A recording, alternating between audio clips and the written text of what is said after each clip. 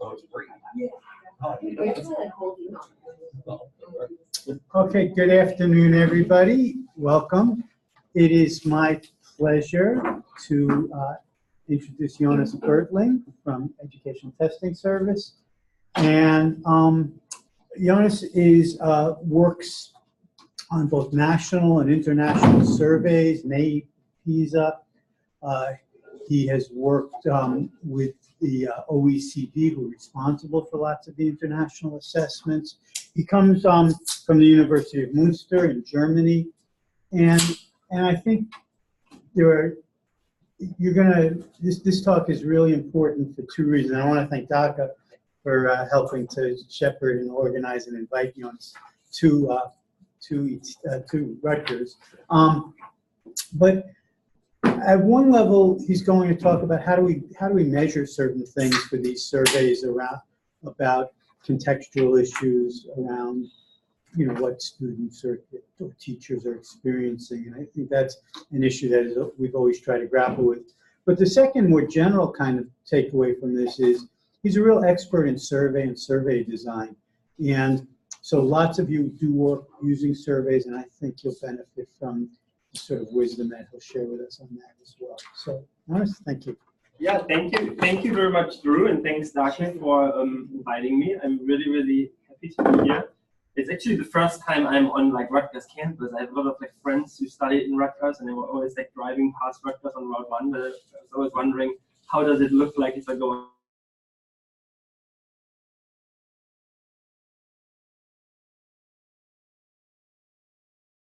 This can be as formal or informal as we all want to keep it. I have a lot of slides that I can go through, but I would also really be eager to hear your feedback, your questions, your comments, and so I'm thinking to present for around 45 minutes, and then we have some time afterwards for discussion. And yeah, I really want to encourage you to make use of that, because I'm coming here not only to share some knowledge and information with you. I'm really also hoping to leave today feeling that I've learned something new, and that we've stimulated questions that can help me move forward. So thank you very much, and with that I will get started.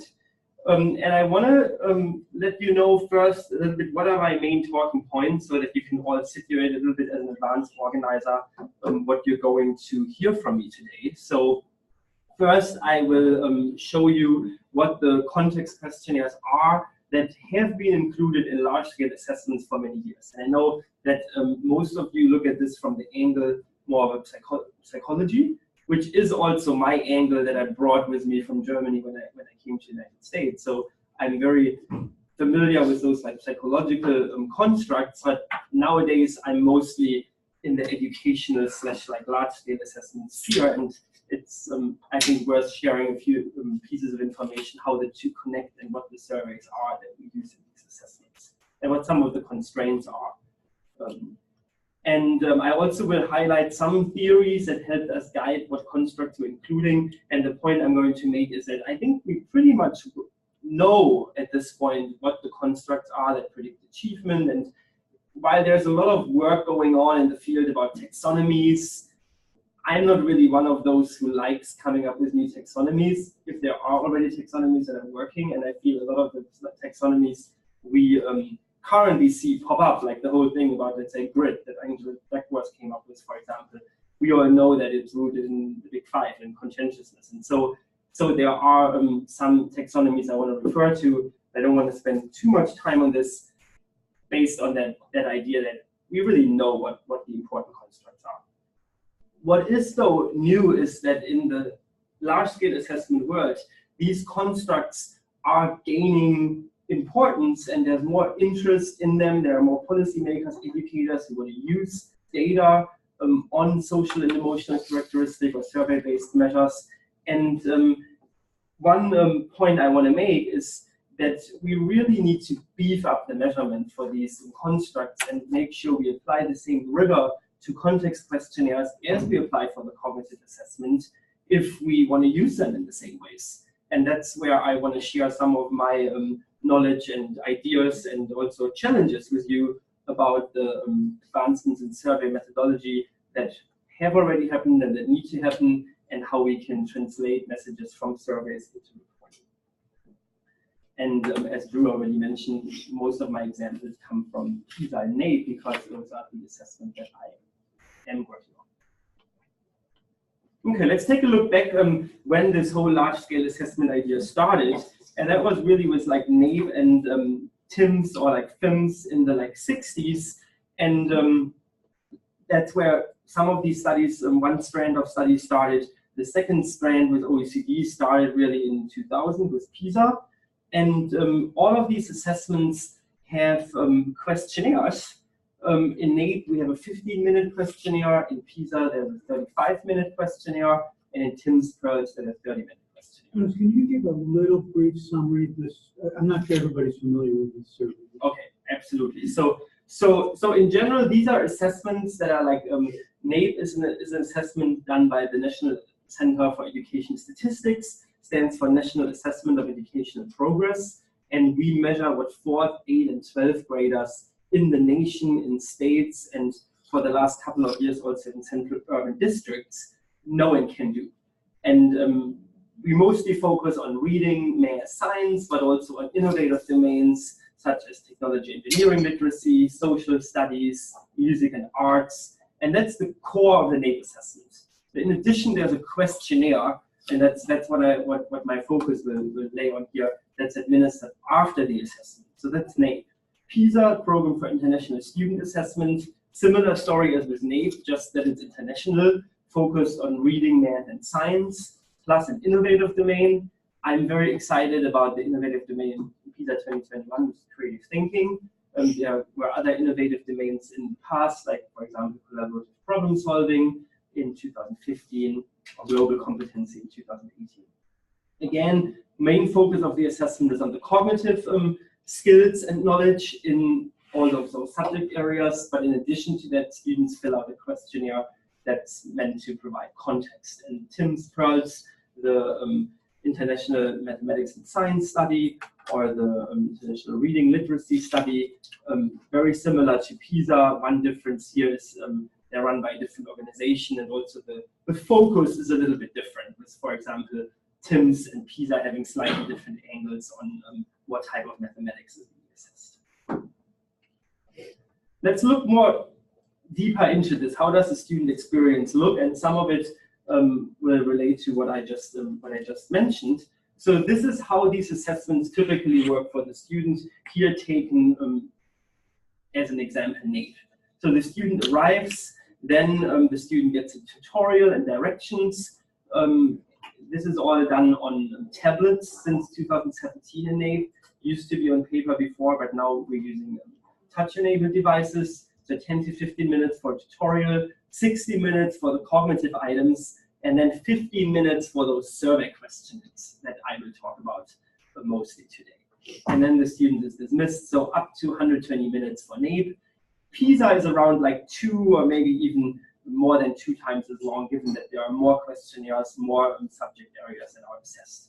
But this is the biggest assessment. NAEP is the biggest assessment in the United States, so that's why I think this is pretty representative of what students experience when they take part in these large-scale assessments.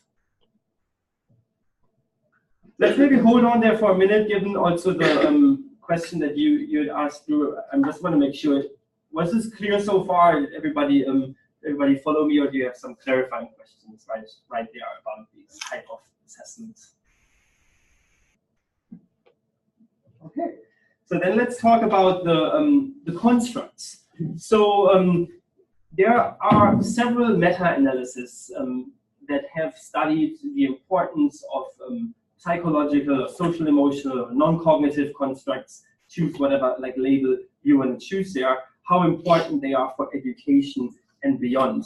One is this one here that I thought took a very nice approach in bringing many different constructs together. Richardson et al., this meta-analysis predicting actually a university student GPA based on all of these different constructs. What you see here is like on the right are those constructs that relate stronger in a positive sense to achievement. On the left in the graph, constructs that relate negatively to achievement. And you see that, for example, conscientiousness is here, openness, agreeableness, need for cognition. There's some of the like personality-related variables. Also, self-efficacy is usually coming up as a high predictor. And in terms of the negative predictors, things around like anxiety, procrastination, avoidance, those are the type of things that usually correlate negatively with achievement. We also know more specifically from previous cycles of PISA, of NAEP, what the main predictors there are of achievement. And one of the biggest one actually, socioeconomic status, I added unfortunately here because I really think that in a system that aims for like educational equity, we really shouldn't see that relationship. And oftentimes people say, hey, I've developed a socioeconomic status measure, it correlates with achievement, so it's valid. I think we need to be careful there because we really don't have a good like theoretical assumption why richer kids necessarily would be better achievers. So despite that fact that it is the case in our education system, yeah, we see that it's one of the strongest predictors at this point in time. And then among like domain specific and domain general contextual variables, you see some listed here based on PISA and NAEP data: self-efficacy, self-concept, anxiety, topic familiarity. OTL stands for opportunity to learn, achievement motivation. And those are typically constructs that are measured contextualized in the subject area. So we might look at mathematics self-concept, reading self-concept, mathematics anxiety, and so forth. And for domain general contextual variables, some of the strongest predictors in PISA and NAEP were found to be enjoyment of problem solving, perseverance, or access to technology specifically for the digital assessment. So the question is, how, knowing that all of these constructs are important, how can we use the 15 minutes we have in NAEP or the 30 minutes we have in PISA, how can we make use of that time and not only include measures that get us what we want, but also that are accessible, that are not perceived as intrusive, that can be interpreted across subgroups. So there are all kinds of challenges that we're facing in this context. And the challenge becomes further advanced because we don't have that many possibilities to use advanced techniques of measurement. We cannot have an interview with a student, we cannot have an observation, we cannot have some very complicated assessment strategies, but rather have to rely on pretty simple questions that we use in these surveys. And two types of questions that we use are discrete questions and matrix questions. So a discrete question defined as a question with certain closed-ended answer categories here, and matrix question is a question that would have a common stem and then underneath certain items or sub-items that will all be answered based on the same response categories. So these are the two main question types currently dominant formats in these surveys that I'm talking about. Yeah, can you just read? I'm not sure people can see. Mm-hmm. Yeah, sure. So we can. So the question here that we see on the top of the school year: how often did you use a tablet? For example, Surface Pro, iPad, Kindle Fire during your classes at school. And the students is asked never in some classes, in about half of the classes, more than half of the classes, in all or almost all classes. So that's an example for a discrete question. It's also a good example for a manifest question that really measures directly what we're interested in. We're not really measuring a latent construct, psychological construct here. We're interested in how often do students use tablets, and we're asking that pretty directly. The case in the matrix questions is a little bit different. So we're asking how much does each of the following statements describe a person like you? And then there are multiple statements that should be rated on a scale from not at all like me to very much like me. And statements might be: I finish whenever I begin, I try very hard even after making mistakes, I keep working hard even when I feel like quitting, or I keep trying to improve myself even when it takes a long time to get there. And these specific 4 statements that I just read are 4 statements that we use to create an indicator of perseverance. And that's where really the psychological measurement comes into play, and where we're aiming to get at something like a latent construct, but we're getting at it in a very rudimentary way, just with a few questions. So the idea with most of these matrix questions is for reporting later on, we're not reporting out the student response on one of these items in the matrix. Instead, we aggregate them into an index to minimize measurement error and get at something that's a little closer to the underlying construct that we are interested in. One other point I wanted to make is that, I've alluded to that a little bit earlier, that the policy interest in these psychological constructs has changed. And you can think of it that way, that initially contextual variables were included mainly in large-scale assessment to simply describe test-taker populations, and maybe also to achieve, to improve estimates of achievement via the conditioning model. That has shifted to really focus on these constructs more because researchers and educators are interested in them in their own right. So, for example, OECD, NCS, the governing boards, policymakers are interested to report additional outcomes, measure trend on, let's say, constructs such as perseverance or sense of belonging or well-being in school, compare subgroups, evaluate policies, potentially even use them for accountability. The assessments that I'm working on are not used for accountability. Some of you might know that there are assessments around, like the core assessment in California, that is very similar in terms of the layout of surveys. It's used as part of the accountability system. So there is this, this appetite to use constructs in this way. And many of the constructs, like these ones here, are psychological constructs that have traditionally been seen more as fixed person attributes and not so much as malleable constructs. Fortunately, I think there's a lot of research that has brought forward findings that these constructs are actually more malleable than people maybe thought like 20, 30 years ago. But I wanted to show this to you here also to give you an idea how policy organizations are talking about these constructs. And you see here that, for example, OECD is using the term the Big Five. So that's what we know from the personality psychology literature. But you don't see the title here of conscientiousness, neuroticism, agreeableness, openness, or extraversion. Different titles are used, and that's in general one trend I'm seeing, that in the education field, people like to use like different titles, partly because I guess the psychological titles are very technical or are more like scientific, but also due to that that stigma about like personality and psychological variables, that many people think you cannot change them, you're born with a certain personality. And I think these titles here also reflect that there are components of these personality traits that are malleable, that can be changed, that can be also fostered or defined as skills in the education system. So more specifically, in the policy literature, there are usually like 3 different reasons that are named why these constructs are important. And one is that these constructs predict achievement in labor market success. The second one is that they relate to citizenship behavior. So for example, if somebody is more interested and skilled in collaboration, that person might be more also likely to volunteer or to take care of issues in the society that are related to citizenship. And lastly, individual happiness is also one component here. Having a well-balanced set of these social and emotional attributes can also contribute to an individual's happiness.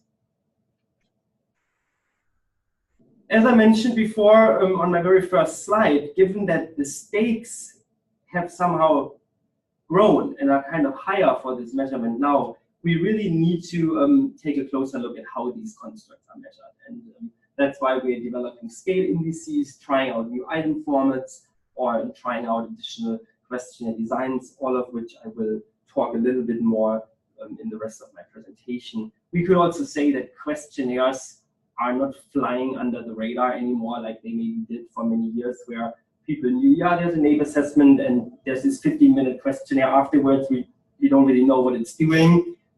Now that people focus their attention on what the questions are, how they are reported, I would argue that the stakes have become a little higher to also make sure that the measurement is as good as it can be given the constraints.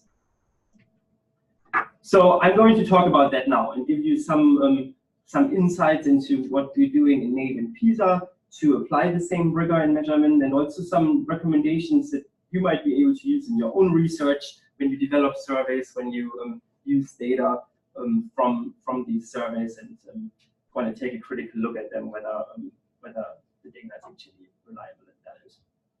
So in NAEP, we have a multi-year questionnaire development process that actually extends over the course of 3 or sometimes even more than 3 years. So what I've mapped out here is showing you the development process for questionnaires that we are using or have used for the first time in 2017. And you see that in 2013-14, we already started with expert reviews, thinking about the construct we wanted to include. Then 14-15, we pre-tested all the questions. I'm going to talk a little bit more about that also.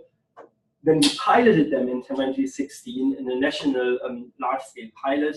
And finally, these questions were used in 2017.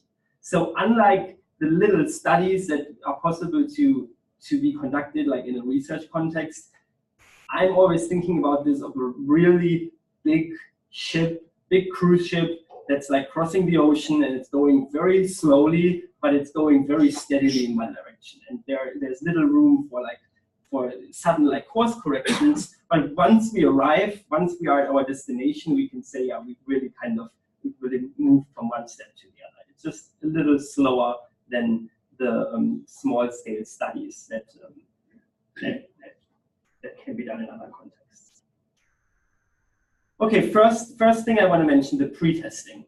And that's honestly something, when I studied psychology in Germany, I don't think I had the full appreciation for why pre-testing is needed. I was very much involved in quantitative program, and I thought it's fine to analyze data, large-scale data, do factor analysis, do correlations, do IoT modeling, and all of those things. But what I really realized only through the work here on NAEP is how much we can gain from pre-testing, and how many problems that we have when we look at large data sets can be avoided if we just pre-test the questions before we bring them into a large field test and collect hundreds or thousands of data points. So pre-testing is very important, and specifically in those cases, if you think about that analogy of the cruise ship, you might want to test a little bit where the ship goes so that it doesn't end up with the Titanic. So that's why pre-testing is really, really important here.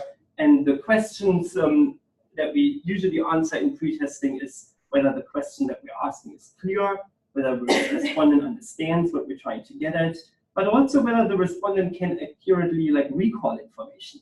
And that's relevant for many questions policymakers are interested in, related, for example, to some student behaviors. How much time do you spend on homework? We might have a question over the last month, how many hours have you typically spent on homework per week?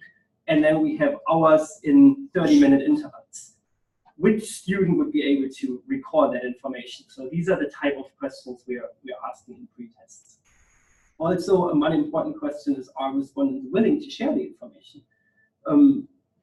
For example, socioeconomic status, one important construct as we look at the equity in our education system.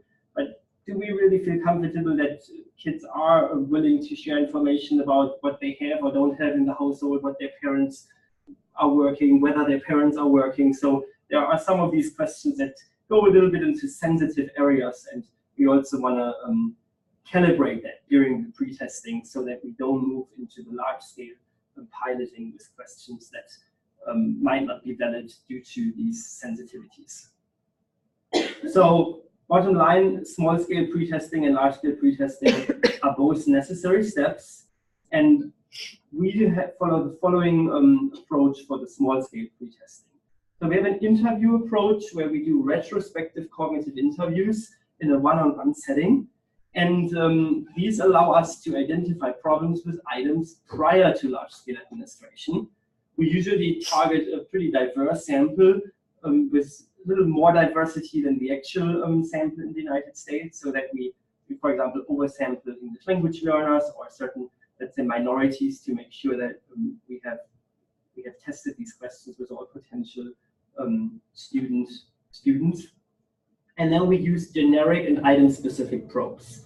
And I'm going to show you some examples on the following slides. Before I do that, I want to say, though, why we're doing the probing approach and not the typical cognitive interview approach that you might be familiar with, where kids think aloud, where you observe what a student is doing. The main reason here is that we simply learned that fourth graders, which is one of our population in need, they really struggle with the think aloud technique, and it takes a lot of time, and oftentimes kids might go on into kind of like expressing their thoughts and verbalizing thoughts in a way that's not really helpful for us as we develop the questionnaires. So it's much more helpful for us to ask targeted questions after the student has gone through the questionnaires than just engaging in this like think aloud technique.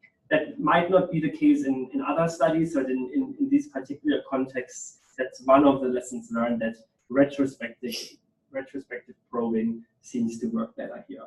And the probes that we are using are, for example, these. Can you tell me in your own words what the question is asking? And were there any words or parts of this question that were confusing? We typically follow up with the student then if the student indicates that something was confusing. And then we aggregate this data across all respondents into a database flag that would give us a quantitative indicator how many of all the students we tested in cognitive interviews thought that this particular item was confusing. We do the same for difficulty. Confusion and difficulty related, but not necessarily the same. So there might be some items that are really easy to answer, but there's a term we're using that is confusing for kids. One example here is we had an item taken from Angela Duckworth's like grid scale that asked whether students tried again after experiencing failure.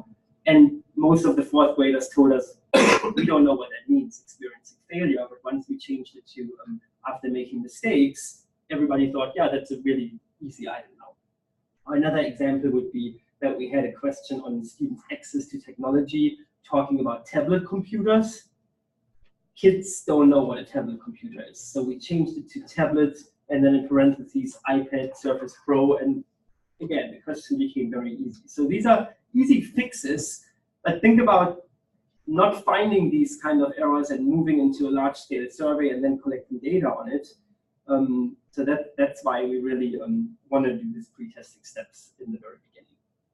We also have item-specific probing. Yeah, some of them, tablet computers, the one I just mentioned, or different versions. That's relevant for the response options we're using. We, for example, compared agreement type options with other options to see how do kids react to those. And we've actually just finished the study. I don't have it here in my slides yet, but we just finished the study for PISA, where we did cognitive interviews in Hong Kong, India, and Brazil. And we're looking at how kids react to different types of agreement and frequency scales. And I can just tell you, it's fascinating to see how one thing that seems very clear to maybe the person writing the question might be interpreted in many, many different ways.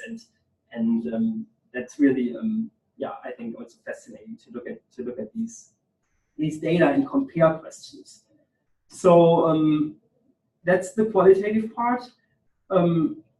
The qualitative part needs to go hand in hand with the quantitative part. And the quantitative part comes into play once we are at the stage of piloting. So we're talking about sample sizes anywhere between 10 to 30,000 in the pilots in NAID. So we're talking really like big samples. And for those big samples, we can use also, take out the bigger kind of guns in terms of our psychometric capabilities.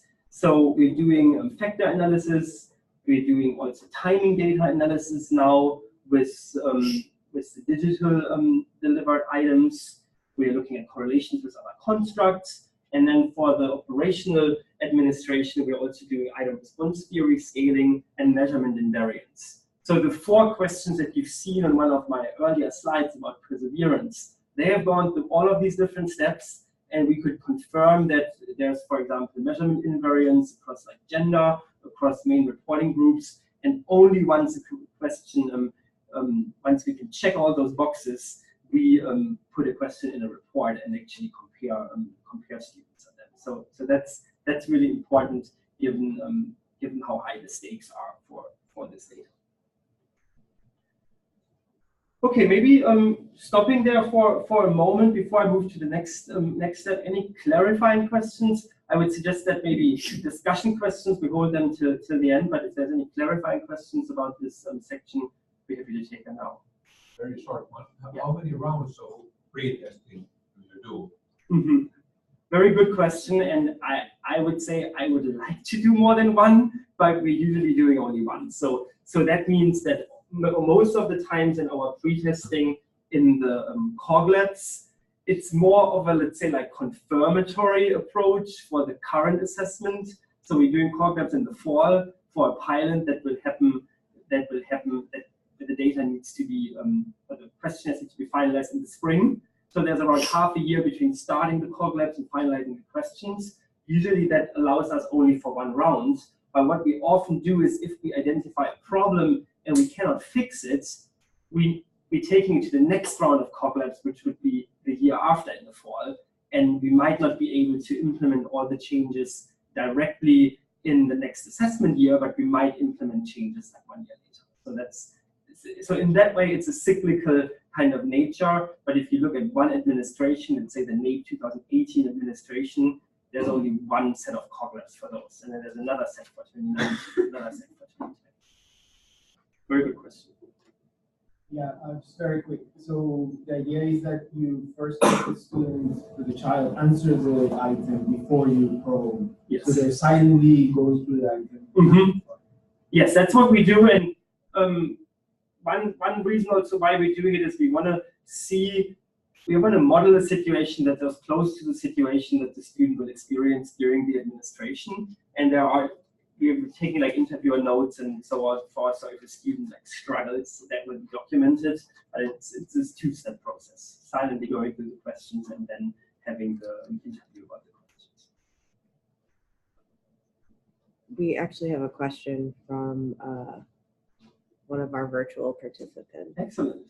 So I'm gonna unmute her. Randy, are you there?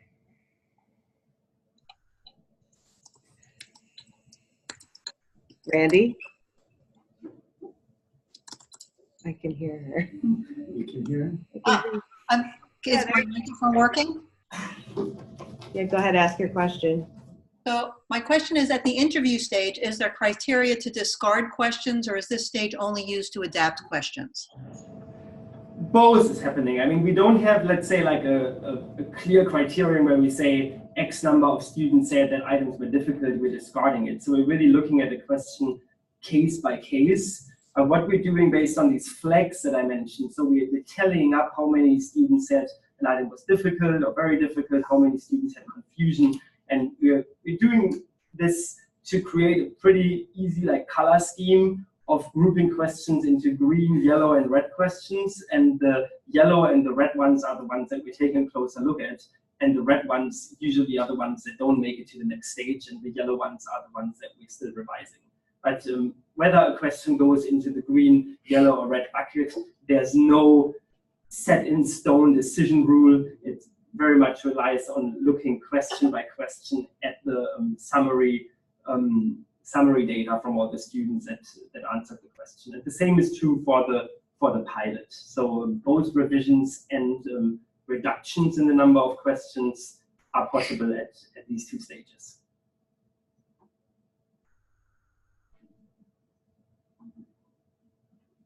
Okay, so let me move on to the next part of my presentation. So the difference between the previous part and this part is I've talked a little bit about how we collect data, how we're analyzing data. Now I will talk a little bit more what we can do before we even collect the initial data to ensure that we develop questions based on state-of-the-art survey methodology and avoid mistakes in phrasing the questions at the very beginning already.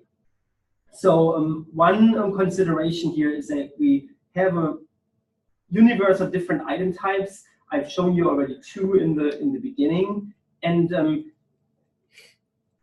I think one thing that maybe survey researchers would not necessarily like agree on is which item types are better than others. And there are forced choice items, there are situational judgment test items, there are scenario-based items, there are all these sort of very complex items. The argument that I'm going to make is that not all item types are equally useful for short surveys and large-scale assessments. And what I'm mapping out here on this continuum is a scale from item types being less feasible for short, large-scale assessment surveys and item types being more feasible. And the key point is here, for the use in large-scale assessment surveys. That doesn't necessarily translate into the use in other contexts. And my argument here is that the Likert time rating scale still is the most feasible item type in short surveys. Sliders seem to work also relatively well. There are some techniques we tried out in PISA, and I have some data that I can show you on these overclaiming technique and anchoring vignette that I think are maybe somewhere in the middle, more on the feasible side. But then there are other item types, and I've listed 2 here, forced choice and situational judgment test, that really don't seem very useful in the large-scale assessment world. And let me elaborate a little bit more on that. So in a situational judgment test, you would have a little scenario, and then you're asked how would you respond in this scenario, or what would be the best behaviors or the most efficient behaviors. And these are very widely used in the IO psychology field, in personal selection, and I think there's a good validity argument to be drawn around them. The challenge here is that it takes a lot of time to use these type of questions to get at relatively little information. And usually internal consistencies are low, and so if we have a slot of only 15 minutes, we might as well ask ourselves, do we really want to spend, let's say, 10 of those 15 minutes on getting at one construct via a situational judgment test, or can we do it differently? The same is true for forced choice. So when I initially, when I went to graduate school, I was still of the belief that, let's say, forced choice is a bad item type because it only leads to ipsative scores. Since then, there have been some psychometric models that were proposed, like the Anna Brown, the Stonian IRT model, or the unfolding models Steve Stark and others have proposed. So there are ways of getting at non-ipsative scores through forced choice. Again, in order to do that, you need many dimensions, many constructs, and many items. So we're talking about maybe 100 paired comparisons that you would have to give the student in order to derive some meaningful scores on a handful of constructs. Again, unfortunately not feasible in the large-scale assessment context. The reason why Likert type rating scales are so feasible is you can easily group them in a matrix, and they are very well understood by most test takers. Where I think the quality of the Likert type rating scale items is determined is more in how the stem is worded and how the options are worded. And there are a lot of mistakes that can be made there. I'm going to talk a little bit more about that, but the main takeaway from this slide, based on my experience, partly based on my subjective view, and this is that some of these item types that have been hyped in other measurement fields are not necessarily the most suitable for large-scale assessments. So here are some examples of rating scales that seem to work well based on our cognitive interviews in the United States and based on our large-scale data. So one is this scale from not at all like me to exactly like me, where students have different gradations of rating how much a statement is like them or not like them. We've developed this scale as a replacement to an agreement scale, a 4-point or 6-point agreement scale from strongly disagree to strongly agree. And our findings are that this scale seems to work better than the agreement scale. But again, it's not perfect, but it seems to work relatively well. 2 other scales that seem to work well are these frequency scales. The top scale is one that I call approximate absolute frequency. So we're asking about the absolute frequency of events, but not in a very concrete way. We're not saying 5 times a year or 3 times a month. We're saying about once or twice a year, about once or twice a month. And our cognitive interviews actually showed us that this little word about made the question easier to understand for students compared to showing it without the word about. So that's a good response format for questions where you can quantify how often is something happening over a certain interval of time.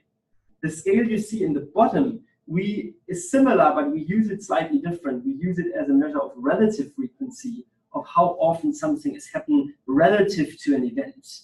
So for example, here, when kids are at school, what proportion of the time they spend at school have they felt a certain way? And they might have felt like this every day, but just maybe less than half of the time. They might have felt like this every day, but almost all of the time. So that's why we differentiate between these two different scales, absolute or relative references. We use these as a replacement of rating scales that you might also see out there that would go from never, rarely, sometimes, often, always. So many of the surveys that you see that have been around for the last maybe 10, 20 years use these very abstract scales. And I can tell you, in the United States, but even more so internationally, there was something I learned from the conference we did in India, Hong Kong, and Brazil. There's just no agreement what frequently means, or what often means, or what sometimes means. And you're really kind of fooling yourself if you're kind of using these scales and then comparing students based on whether they said often or sometimes. In these cases, still not perfect, but it's a little bit more clear what the student is indicating when checking one of these boxes. Another scale that we're using to measure self-efficacy that also seems to work relatively well is this one, from I definitely can to I definitely can. So that's also one that we have made relatively good experiences with. I've mentioned anchoring vignettes, so I wanted to elaborate a little bit more on that. We've tried this in PISA 2012, and I would say the findings are mixed. There are some positive findings, but there are also some findings that make me a little critical about it. So the idea of an anchoring vignette is that you have a little scenario, and then you have to rate, in this case, how concerned about their students' learning these different teachers are, Mrs. Anderson, Mr. Crawford, Mr. Dalton, and the student answers on the same scale as the scale that is used to evaluate his or her own behavior. So the idea is that you have, from this hypothetical student, you have a rating, my teacher, that students know they need to work hard. The idea here is that's an indication if the teacher does that often, the teacher is concerned about the student learning. And then we have these scenarios, and we have these different teachers that have been, by the test developer, rated as like low, medium, and high. We also have responses here. So that's already a pretty complex set of data that we're collecting. What are we doing with this data, or what can be done with this data is we transform the initial scale, which would be on a 4-point scale from strongly disagree to agree, on a 7-point scale, which would range from lower than the lowest vignette to higher than the highest vignette. So the idea is that you recode the student responses relative to the vignettes. I'm going to show you here now how this is done. So let's think about these 3 students, and these 3 students have given you exactly the same responses on 3 self-report items. On the first item, the student said agree, on the second, the student said disagree, and on the third, the student said strongly agree. So the question is, are these students saying the same thing? And now that we cannot answer that without having more information about the student. What we do essentially have with the anchoring vignettes is we have additional information about these students. And this is a hypothetical scenario here where the first student rated the 3 teachers in a like monotonic way here. The as low classified vignette was rated with disagree, the medium vignette was rated with agree, and the high vignette was rated with strongly agree. The second student has the same order, but uses the scale different. The student starts with strongly disagree for the lowest vignette, up to strongly agree for the highest vignette. So the student based on his vignette responses uses the scale differently. And this student, again, didn't really make a difference between the teacher described in the medium and high vignette and said, I agree for both of them. So if we rescale this now, based on the coding I've shown you on the previous slides, these would be the resulting values. So you see relative to each other, nothing has changed, that the first item was rated somewhere in the middle of the second and the third, but you see that on the 7-point scale, these students no longer have the same value. The value has been adjusted based on combining the self-report with the rating of the vignettes. And this is a technique that was initially proposed in the economics and sociology research, for example, when it comes to measuring socioeconomic status or measuring health, where you would say on a scale from 1 to 4, how healthy are you? And I might say I'm a 3, and you might say you're a 3, but we might mean something very different. And then when you say, okay, this is a student with those and those characteristics, whereas that student? This is a student with other characteristics, whereas that student. So there it works very, very well. And it works well there because you have a clearly defined construct based on one question. The reason it's more complex here is that you have indicators of a construct, and you don't have a vignette for every indicator. You just have a vignette for the construct overall. So long story short, these are some of the results we're finding. And this is based on PISA 2012 data. And you see here for 3 countries, the relationship between the teacher's classroom management and performance. And you see in these 3 countries that there's a pretty weak but clearly positive relationship between those 2 constructs. And you see that the relationships haven't changed much when we do the recoding with the vignettes. So that's in general a good validity sign here that we don't seem to screw up the data by using the vignettes. We still get the same results within countries. Where it's getting more interesting is once we pool all the countries together, in this case just the 3 countries here pooled together, you see that something odd happens. Like on top you see that the relationship vanishes, and that doesn't happen in the bottom. So one possible interpretation here is that the anchoring vignette data might be more accurately describing what's going on because the relationship stays the same when we look at the pooled sample, which it doesn't when we look at the original data. Looking at all of the countries now at the means, a well-described phenomenon that has also been called the attitude achievement paradox in these large-scale assessments is that positive relationships within country flip into negative if we look at the country means. And one possible explanation for that is that there are culturally dependent ways of answering surveys, and kids in Southeast Asian countries never use the extremes on the upper end, whereas kids in Latin or South America use the extremes all the time. And so these different kind of response styles screw up your data and lead to these misleading negative relationships. And one finding with the anchoring vignettes is that we don't see this paradoxical phenomenon. So it seems like with the anchoring vignettes, we're actually correcting something for the better in the sense that we make the data more comparable across countries. So that's the positive side of the story. The flip side of the story is that we're making a lot of assumptions here, and the assumptions are essentially that this one vignette that we have with the 3 kind of teachers, that this gives us accurate data to then recode the students' responses on the other items.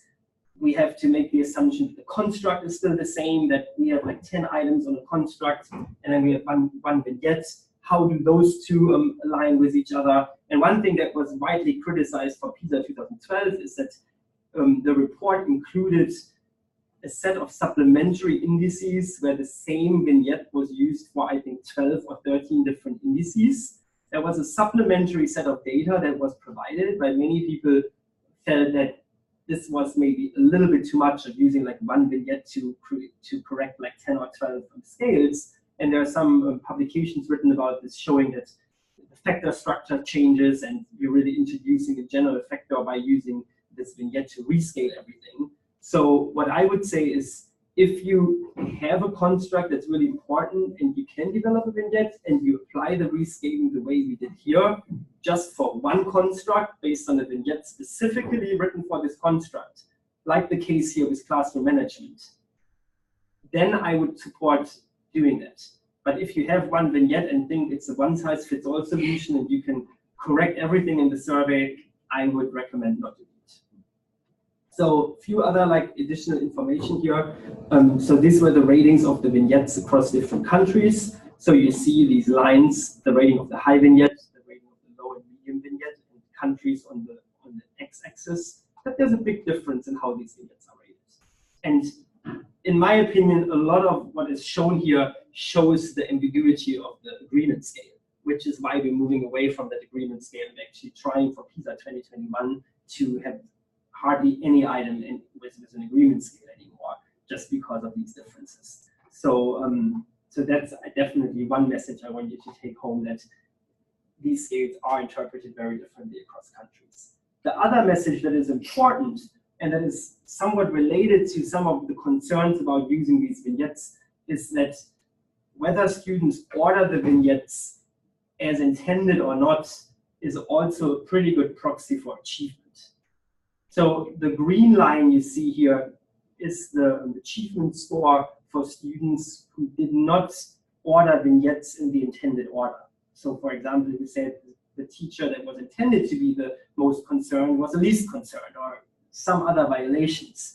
And we see that these students consistently perform lower on all of the PISA cognitive areas than the students who have some ties in their ratings and the students who have no ties. So that might actually be another interesting use of vignettes as a proxy for achievement.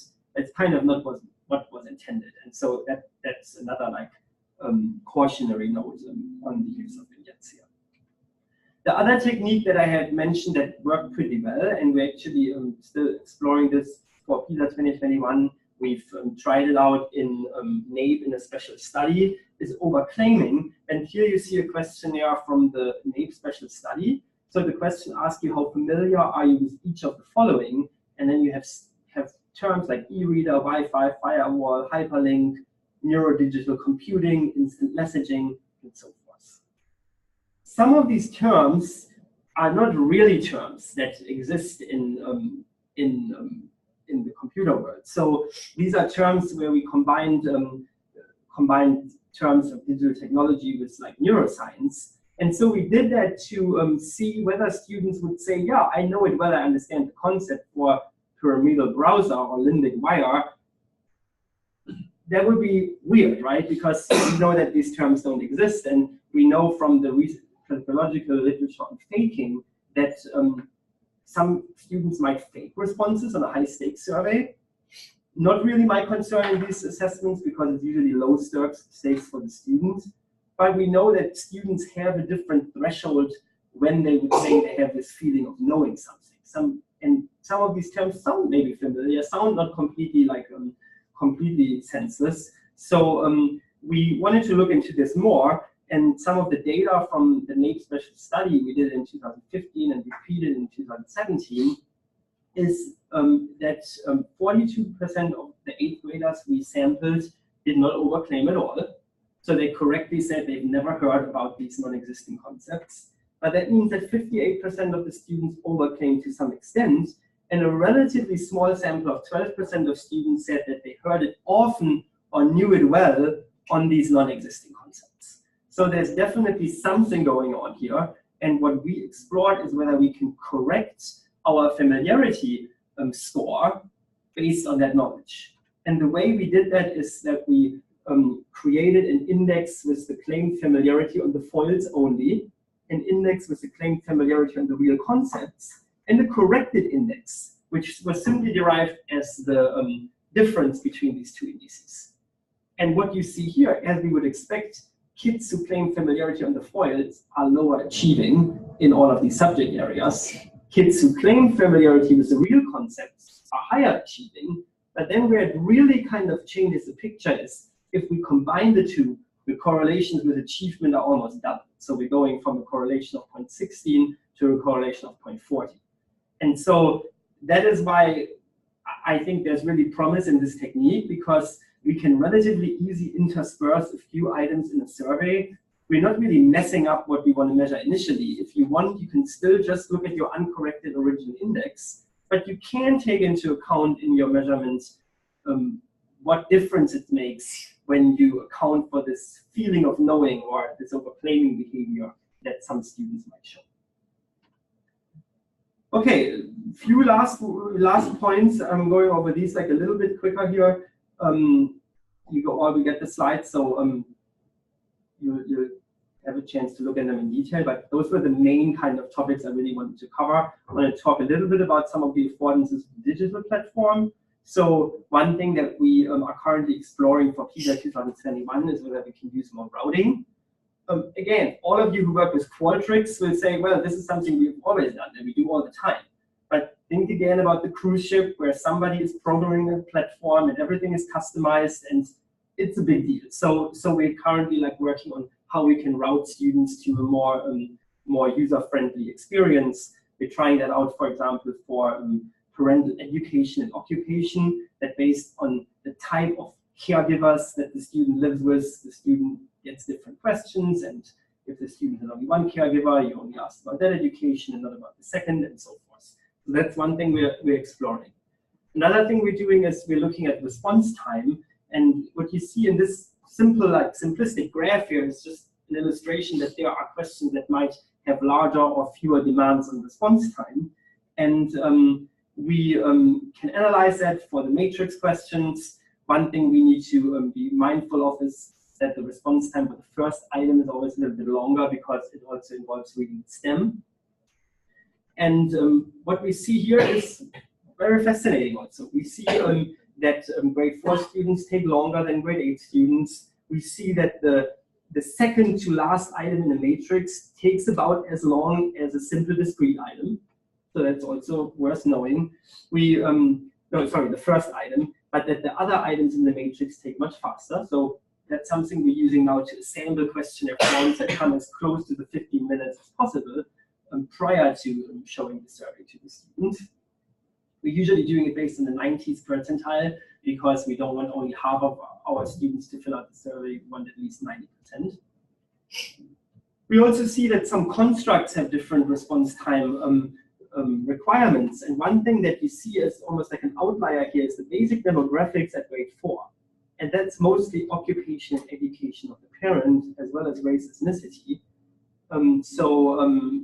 We need to be aware that these questions might take longer for some students than for others. So bottom line here is that, that we might have 10 questions, but those 10 questions might look very different in terms of the time it takes to answer them. It might be very heavy in terms of the student load or a little lighter. And the questions, one other point there is that the more text, the more time. But there's also like a caveat to this. We see these outlier questions that just based on the number of words in the question are really not expected to take that long. And those are the ones that I just mentioned already now, like race, ethnicity, specifically here in the sample that we studied. So we see that the response time for these questions is much longer than we would expect just based on the type of the questions, which is why, for example, the zip code question is not longer used in A. We introduced it to get at the neighborhood SES based on just how rich the school neighborhood or the living neighborhood is, but it just takes too long. It takes up to like 78 seconds to answer this question for a fourth grader. 78 seconds out of 15 minutes, that's a pretty big chunk. Last thing about the platform, we're exploring matrix sampling. Matrix sampling is a technique where not every student gets the same items. And we do this because we have these conflicting forces or interests that we hear of. One interest is that there is increased policy interest in the construct. People say we need to measure more, we need to measure all these additional constructs. So people push for increasing the number of questions. At the same time, the people in the field who make sure the assessment runs, the educators, the state coordinators, say, well, the more questions we have, the less likely is it that students will support it, that students will give us accurate answers. There's a concern about burden, about intrusiveness. So these two really don't go well together. And so one potential solution is to use matrix sampling. And that would look as follows. So if we have, let's say, a long scale like here, this is a scale from PISA 2012, sense of belonging, with 9 questions. Based on our response time estimates, this will probably take anywhere between 1.5 and 2 minutes to answer. We can maybe shorten it. And one way we shorten it is that we create multiple booklets.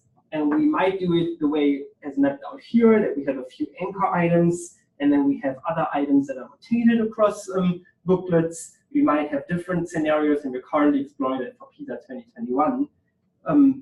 The key of all of these different approaches is that we're trying to keep the overall item number constant that we have at the level of the population, but we want to induce the individual student burden, in this example, from 9 to 5 items, so a reduction by 45%.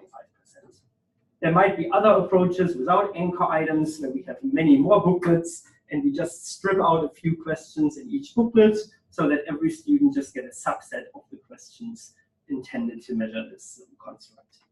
And that will lead ideally not to data looking like this. That was something PISA 2012 explored, where entire constructs were either given to the student or not, leading to this big missing data patterns. So we're aiming at something that at the construct level would look like this, where every construct can be correlated with every other construct. You just get a little bit less measurement precision at the individual level. Okay, last thing to talk about, and then I will move to questions and discussion. A few reporting messages. First, I think when we report on these constructs, we need to ask ourselves, what do we want to do with these reports? Do we want to describe characteristics or skills? That's just one thing. That's just one of my kind of little things I'm particular about. I feel many people call things skills that are measured with a survey. I feel we shouldn't call them skills because there's no right or wrong answer. So that's why I like to talk about characteristics, social emotional characteristics versus skills, for example.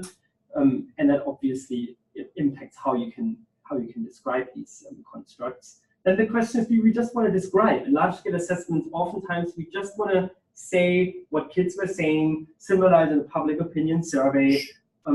You might not need any advanced statistics, but once the advanced statistics come in, the question is correlation or causality, and also what is the difference between practical and statistical significance. So these are some thoughts for you to think about, and here are some examples. What this long timeline I showed you led to, starting in 2013, thinking what do we want to measure in NAEPS 2017. One of the new indices we created was enjoyment of complex problem solving, very much rooted in the literature on need for cognition. And so what we see here in this chart that you can also find when clicking on this link is that overall there's a pretty fair variability of how needy of cognition or how much kids enjoy complex problem solving across the nation, with 36 kids classified as low, 36%, 35% classified as moderate, and 29% classified as high. What you then see in these bubbles is how students in these different categories performed, in this case on the math assessment. So you see that kids who were classified as highly enjoying complex problem solving performed better in mathematics on average than kids who were rated as low based on their responses to the survey on the enjoyment of complex problem solving items. We're also using this principle of small multiples on the report card. So if you go on this link, you see all of these different graphs, and once you click on them, you see more details. And we started to offer state-by-state comparisons for some of these constructs. So here in this case, you see, for example, how all of the states in the nation compare based on student responses, how often they felt that math was their favorite subject. So you can see, based on what I mentioned very initially, the stakes have gotten like higher. This data is used not just to describe, but also to compare, and that's why we're implementing these different standards of scrutiny in terms of the survey research. Another way of showing the state-by-state comparisons is in these tables, similar to what OECD is also using to compare countries. So if you're interested, feel free to explore this more. I've added the links in here. So there's a lot of graphs, a lot of interactive features that are available, and unfortunately a little hard to find. So if you just Google NAEP survey, you might not find this immediately, but that's why I gave you the link here, and I'd be curious what you guys think. So with that, I want to thank you for your attention. I know I went a little bit over the time that I was supposed to present. I'm glad we had already some questions during the presentation. If I see the timeline right, we have probably around 10 more minutes for questions, but I don't have a hard stop, so I'm also happy to stay here longer for additional questions. I'm very happy also to answer any questions via email. And one thing that I want to mention is we're sitting on a ton of data. So if you guys have interest in working with some of the data, not only from operational, but potentially also from pilots, there might be ways how we could make this happen. So I'm really curious also to learn if there's an interest on anybody's end with regard to doing research with all the data that we collected. Thank you. Thank you. Any questions?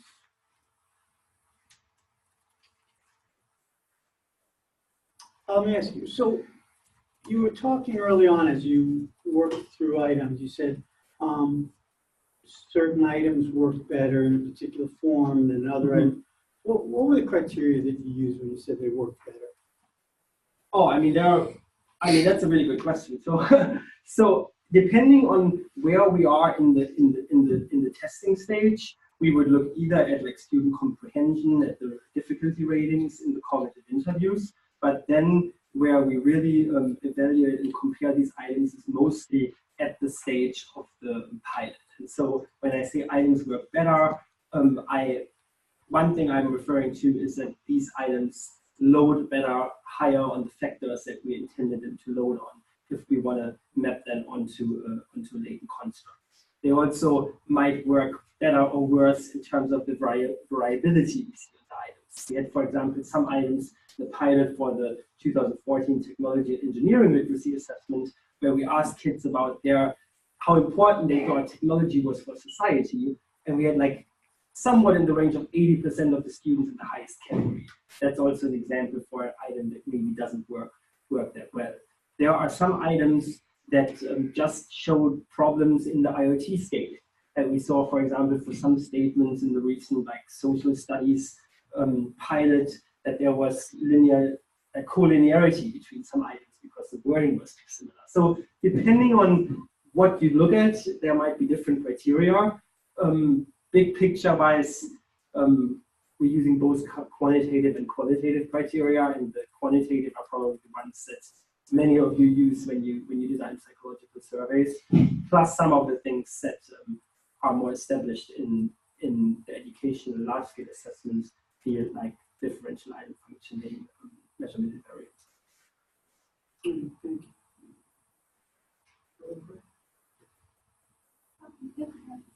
I just had a question about, so I know you were saying, so for example, the development process can take 3 to 4 years. And I was curious about like some question items, for example, like their relevance that when creating, let's say in 2013, like versus 2017, you know, iPads or like that kind of technology. Yes. In terms of development, like is there a way to later on add or just?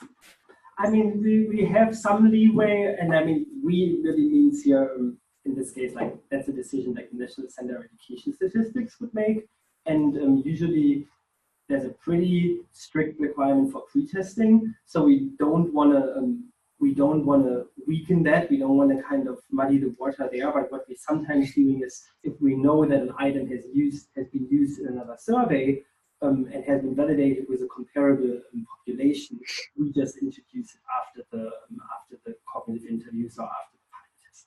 Generally speaking, that's just, I think, part of the realities with these long timelines. Again, thinking about the cruise ship metaphor, if you cross the Atlantic Ocean on a cruise ship, you will arrive later than the person flying over there by plane, and you might have some messages in your back pocket that are already like old messages when you arrive because somebody else told it before you. But it's part of the game, I would say, and we're trying to make items avoid using terms where we already have a feeling that they might not be relevant in a couple of years anymore. That's where our standing committees help us a lot. So we have, for example, for the mathematics or reading specific items we develop, we're working with like curriculum experts and researchers in those fields that are aware of what maybe new trends are in education and in their fields, and the same for the general social and emotional. Yeah, you know, it shouldn't take you 3 to 4 years to develop a survey. You know, but no, there's a lot of political action that they've got. So they've got committees that are not just technical, but you have appeals, you have countries that all have to weigh in on these things. There's a lot of that goes on that makes it much more complicated than when you're just doing a survey yourself. Exactly. Yeah, no, this is I think a very important point that is sometimes hard to convey. You say, why does it take you so long? Can't you just like develop a question in the evening, put it in the computer platform and test it the next day? Yeah, you can if you're doing your own study, but not if you need to translate, if you go through all these fairness reviews and all of the steps we go through to make sure that an assessment that will have the stamp of the government or of big organizations like OECD deserves that stamp. That's really why the timeline takes so long. Dr. last question? So in your first section, you talk about like the importance of non-cognitive factors, and you cited a meta-analysis listing a lot of like big five: personality, anxiety, stress, blah blah blah. But like in this pizza study, like can you specifically like you have said like 50 questions? Do they cover all of them, or just like selectively? No, so we're really like selecting what we can cover, and I didn't have it in this slide deck, but I can maybe I can share it with you like afterwards. We have like a scheme that maps out a little bit like what the different like factors are that we're focusing on. Just of memory now, in 2017, what we have enabled is we have perseverance and enjoyment of complex problem solving, which really represent some of the behavioral malleable facets of conscientiousness and openness or need for cognition. So we have these two. We also have some questions focusing on school climate related questions. They're a little bit like getting into areas like subjective well-being. Do you feel you belong at school? Do you feel that you're happy at school? So those are some of the constructs we're looking at. And then we're looking at motivation. So we have questions that are subject specific that get at students' mastery versus performance goals. We're finding some pretty interesting findings there that are consistent, I would say, largely with the literature, that mastery orientation predicts performance better than performance orientation. Actually had a paper on that we presented at the APS conference earlier this year. So if you're interested, I would be happy to share like slides or materials about that. And then another construct we have pretty much across the board is self-efficacy and also interest and enjoyment. So if you think of like generally the school climate, the perseverance, and the need for cognition, and more specifically the interest, the motivation, and the self-efficacy, those are our main constructs. There are some areas where we have other indices. We, for example, just introduced an index of historical perspective taking as part of the NAEP history assessment. So these would be more customized constructs or indices that we're measuring, not just for all assessments, but just for specific. Okay, thank you so much, Jonas. Yeah, great, guys. We will see you next week.